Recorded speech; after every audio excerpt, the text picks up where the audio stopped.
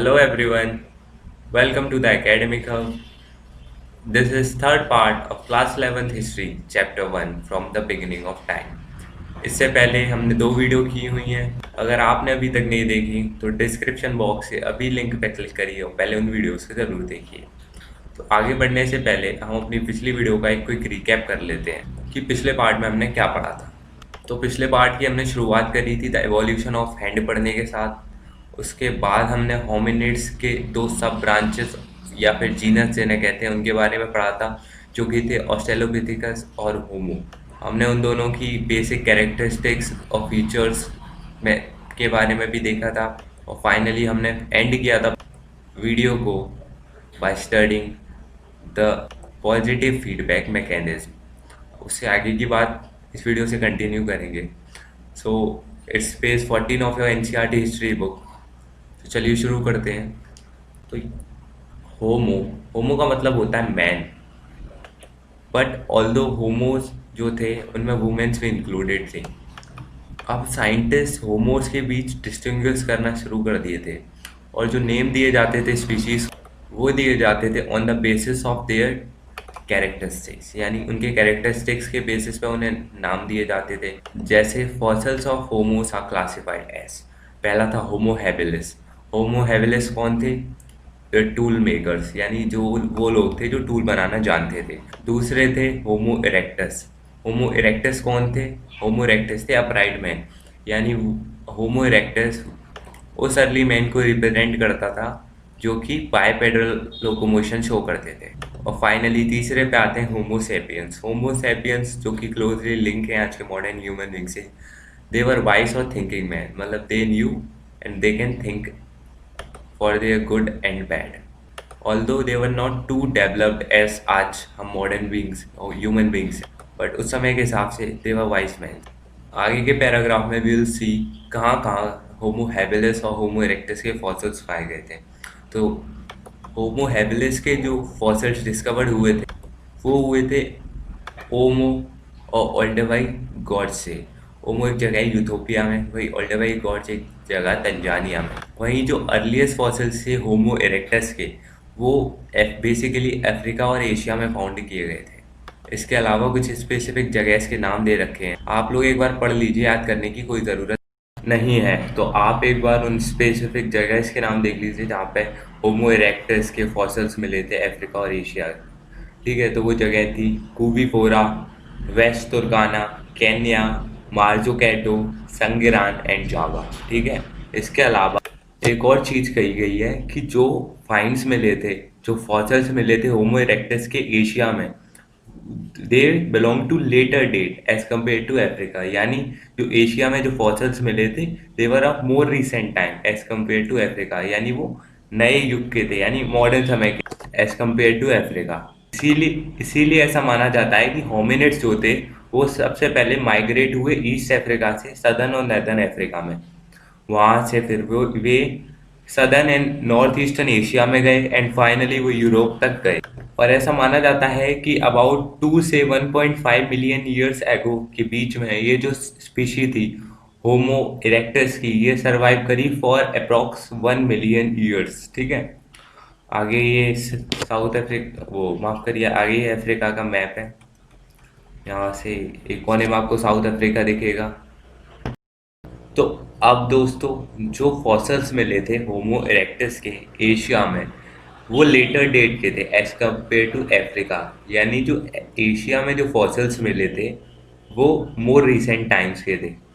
तो इसीलिए ऐसा माना जाता है कि होमिनिड्स जो थे वे अब जो एशिया में जो फॉसिल्स मिले थे होमो इरेक्टस के they were of later date age compare to Africa, यानी जो एशिया में जो फॉसिल्स मिले थे वो मोर रिसेंट टाइम के थे।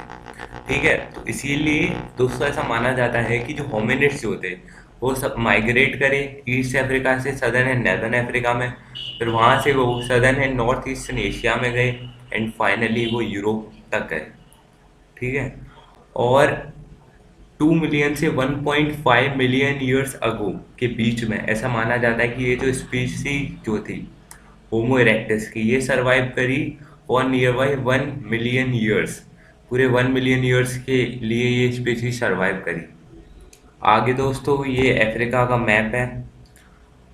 ये नीचे है साउथ अफ्रीका, यहाँ Tanzania, Ethiopia, Sudan, Kenya, Uganda, democratic Republic of Congo. ठीक है, चलिए तो आगे की बात कर लेते हैं दोस्तों।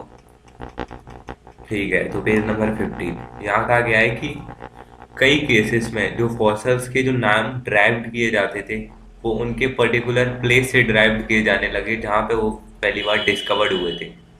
जैसे एग्जाम्पल के लिए दिया रखा है कि जर्मनी के हिडलबर्ग में एक फॉसल मिला था जिसका नाम रख दिया गया होमो हिडलबर्जेनेसिस। ऐसा ही एक निएंडर वैली में जो फॉसल मिला था उसका नाम रख दिया गया था होमो निएंडरथैलेंसिस। होमो निएंडरथैलेंसिस। इनके बारे में एक इम्पॉर्टेंट पॉइंट है दोस्तों, आप इसे याद कर लीजिए, अंडरलाइन करके रखिए मेरे साथ, कि जो यूरोप में जो अर्लीस्ट फॉसल्स मिले थे वो इन्हीं दोनों के थे। कौन से? होमो हेडेलबर्जेंसिस और होमो निएंथ्रैलेंसिस। ठीक है, इसे याद करके रखिए पॉइंट को। साथ ही एक और चीज याद करने लायक है दोस्तों कि ये दोनों जो स्पीशीज जो है होमो हेडेलबर्जेंसिस और होमो निएंडरथैलेंसिस, ये दोनों ही ओल्ड होमोसैपियन से बिलोंग करती हैं। किससे बिलोंग करती है? ओल्ड होमोसैपियन से। ठीक है, जो फॉसल्स मिले थे होमो हेडेलबर्जेंसिस के, वो वाइडली डिस्ट्रीब्यूटेड थे। कहाँ कहाँ पे? अफ्रीका, एशिया एंड यूरोप, यानी वो तीनों कॉन्टिनेंट्स में मिले थे। आगे की बात करें दोस्तों, तो जो फॉसल्स मिले थे होमो हिडेलबर्जेंसिस के, वो वाइडली डिस्ट्रीब्यूटेड थे ऑल ओवर द वर्ल्ड। वो अफ्रीका, एशिया और यूरोप सभी जगह पाए गए थे। वहीं दूसरा पॉइंट इसका ये है कि जो होमो हिडेलबर्जेंसिस का एक्सपेक्टेड टाइम पीरियड जो था वो था 0.8 से 0.1 मिलियन ईयर्स एगो। ठीक है, आगे बात करें नियंडरथैल्स की।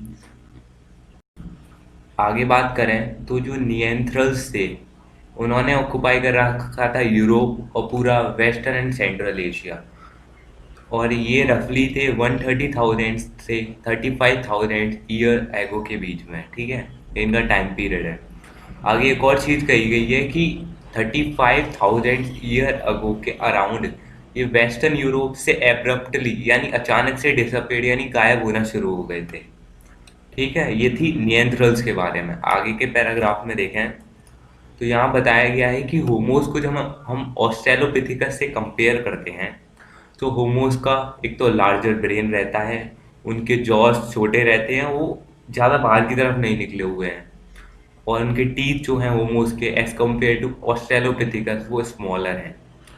और जो उनकी ब्रेन का साइज जो इंक्रीज हुआ है ये एसोसिएट करता है उनकी इंटेलिजेंसी और बेटर मेमोरी से एज कम्पेयर टू एस्ट्रोलोपैथिक ऑस्ट्रेलोपिथिकस। यानी ऑस्ट्रेलोपिथिकस से कंपेयर करें हम तो होमोस का ब्रेन उनसे काफ़ी डेवलप्ड था। वहीं जो उनका चेंज आया है जॉस में और टीथ में वो प्रोबेबली रिलेटेड हो सकता है उनकी डाइटरी हैबिट से। जैसे जैसे उनकी फूडिंग हैबिट्स चेंज हुई उनके फिजिकल और मेंटल दोनों कैरेक्टरिस्टिक्स चेंज होती गई, फीचर्स चेंज होते गए।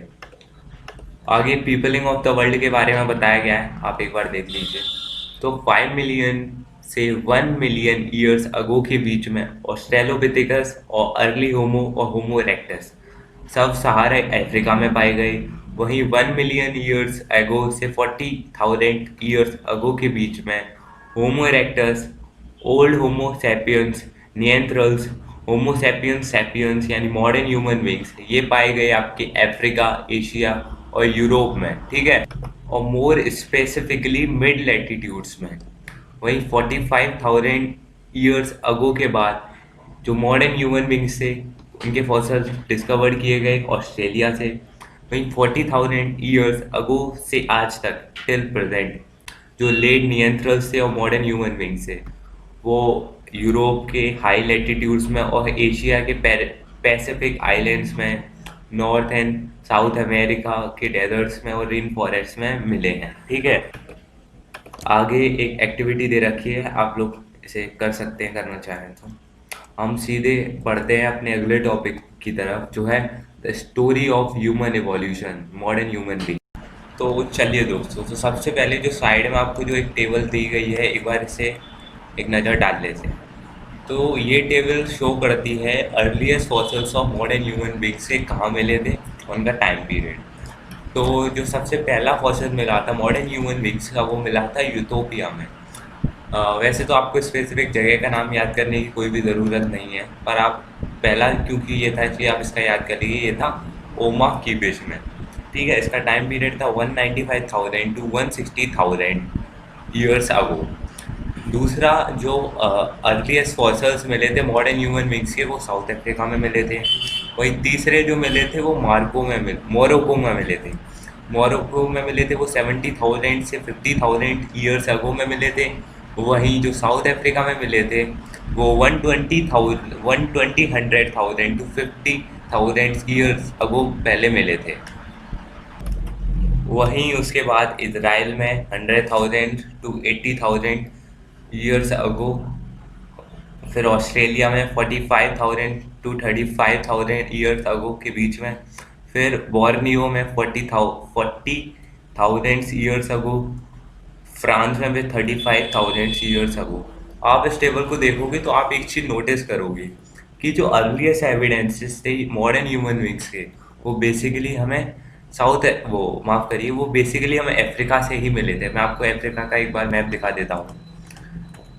जैसे ये रहा, तो उसमें आपने यूथोपिया देखा था। यूथोपिया ये अफ्रीका में है। फिर आपने साउथ अफ्रीका देखा था, जहाँ पे सेकंड फॉसिल्स मिले थे मॉडर्न ह्यूमन बींग्स के, ये भी अफ्रीका में है।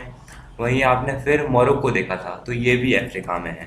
ठीक है, तो हम यही बात कर रहे थे कि जितने भी हमें जो फॉसिल्स मिले थे अर्ली फॉसिल्स, वो मेनली सबसे पहले हमें अफ्रीका में ही मिले थे। माफ़ करिए, अफ्रीका में ही मिले थे।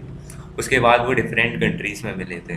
तो इस चीज़ को देखने के बाद आप में से कई लोगों के मन में एक ख्याल आया होगा कि क्या जो मॉडर्न ह्यूमन बींग्स थे उनका एक ही ओरिजिन था, क्या वो साउथ अफ्रीका से ही ओरिजिनेट हुए थे। तो दोस्तों, ये जो क्वेश्चन है, आप जो क्वेश्चन आया है आपके दिमाग में, कई के दिमाग में नहीं भी आया होगा, पर लेट्स अज्यूम, आप अज्यूम करिए कि आपके दिमाग में सवाल आया। अरे कर लो भाई। तो ये जो क्वेश्चन था, ये आज का एक मच डिबेटेड क्वेश्चन बन चुका है।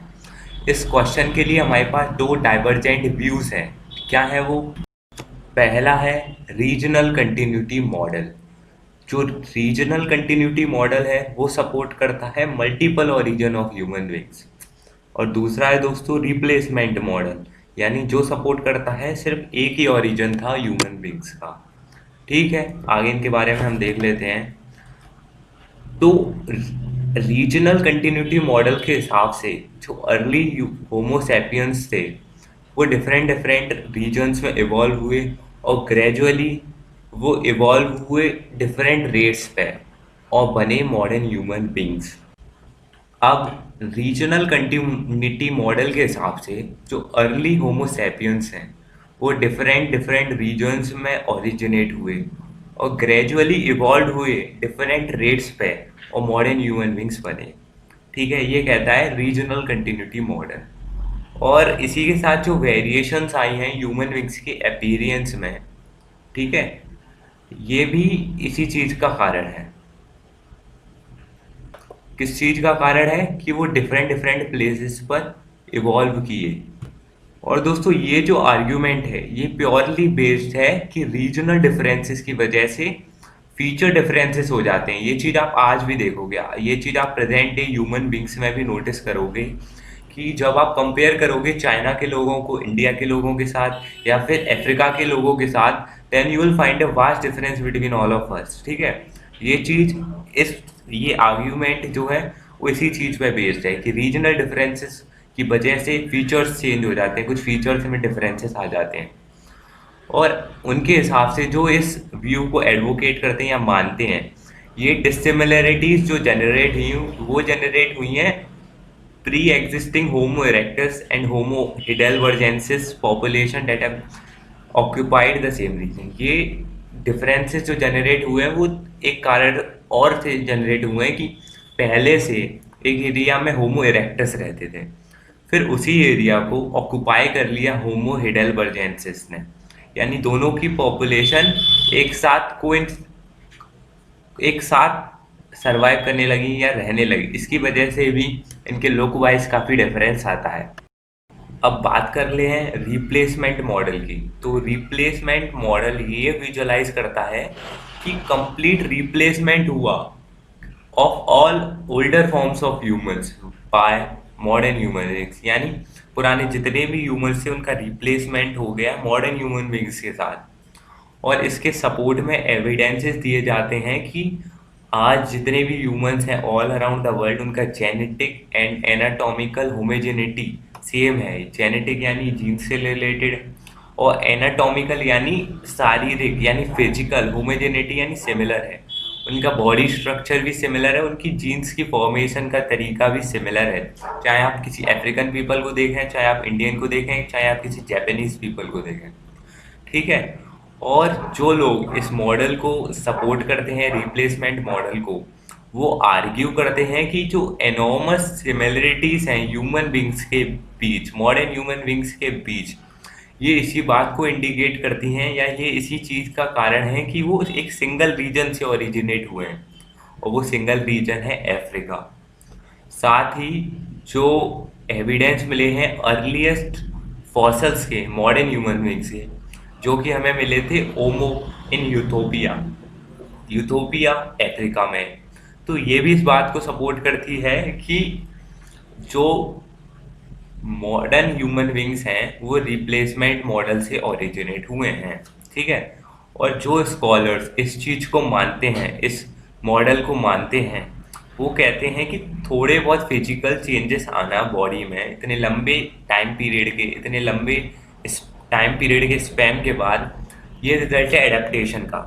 यानी पीपल एक जगह से दूसरी जगह माइग्रेट किए, लोग एक जगह से दूसरी जगह माइग्रेट करे, और इसी कारणवश वो वहाँ की टेम्परेचर से, क्लाइमेट से अपने आप को एडेप्ट करते गए, और इसी की वजह से आज कुछ जो कॉमन आपको डिफरेंसेस मिल जाएंगे फीचर्स में, it is due to the adaptation only. अब आगे नेक्स्ट पेज पे आपको एक फिगर देखेगा, उसे भी देख लीजिए। ये फिगर दिखाता है रिप्लेसमेंट मॉडल, यानी ओरिजिन हुआ अफ्रीका में, फिर वहाँ से यूरोप और एशिया में गए, ठीक है, ना कि ओरिजिन हुआ यूरोप और एशिया में। ये रीजनल कंटिन्यूटी मॉडल दिखाता है कि सारी जगह पर एक साथ ह्यूमंस का ओरिजिन हुआ और वो डिफरेंट रेट पर इवॉल्व हुए और ग्रेजुअली चेंज हुए मॉडर्न ह्यूमन बींग्स में, ठीक है। ये टोटली डिफरेंट है रिप्लेसमेंट मॉडल से। तो दोस्तों इससे आगे की बात हम नेक्स्ट वीडियो में कंटिन्यू करेंगे। इससे आगे हमारा बचता है early human ways of obtaining food, early humans के फूड ऑब्टेन करने के वेज को, और भी बहुत से टॉपिक बचते हैं। इससे आगे का हम नेक्स्ट वीडियो में कंटिन्यू करेंगे। और अगर आपको हमारी वीडियो पसंद आई हो तो लाइक करें, शेयर करें और चैनल को सब्सक्राइब करें। साथ ही अगर आपको ये चीज़ पसंद आ रही है तो आप अपने फ्रेंड्स के साथ रेफर कर सकते हैं, उन्हें भी ये चीज़ बताइए, ठीक है। ऐसे हमें सपोर्ट मिलेगा। आप तो मिलता हूँ मैं आपसे अगली वीडियो में। इस वीडियो के लिए आपका धन्यवाद। Good bye.